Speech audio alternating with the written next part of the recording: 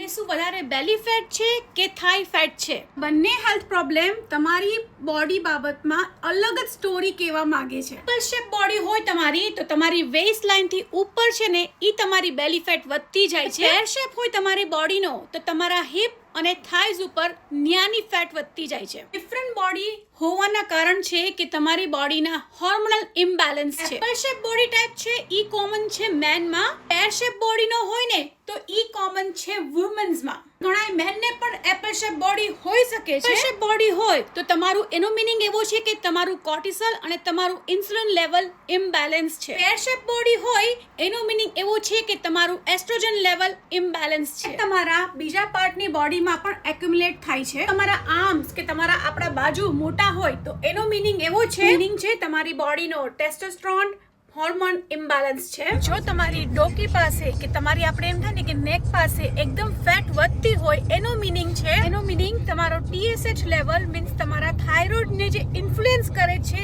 એ તમારી બોડીમાં ઇમ્બેલેન્સ છે. જો તમારી બોડીમાં એક્સેસ ફેટ એક્યુમ્યુલેટ થવા માંડે મીન્સ તમારી બોડી ઇન્સ્યુલિન લેવલમાં જતી રહી છે.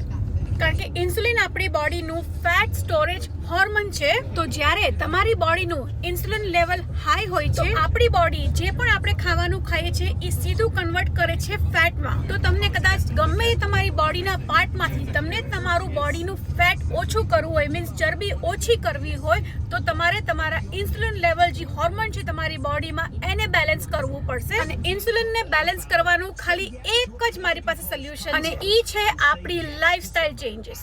જો તમે જાણવા માંગો છો અને શીખવા માંગો છો કે તમારા ઇન્સ્યુલિનને બેલેન્સ કેવી રીતના કરવું અને શું સાઇન હોય છે તો મારા અકાઉન્ટને ફોલો કરવાનું ના ભૂલતા અને કમેન્ટ કરવાનું ના ભૂલતા. હાય ઇન્સ્યુલિન.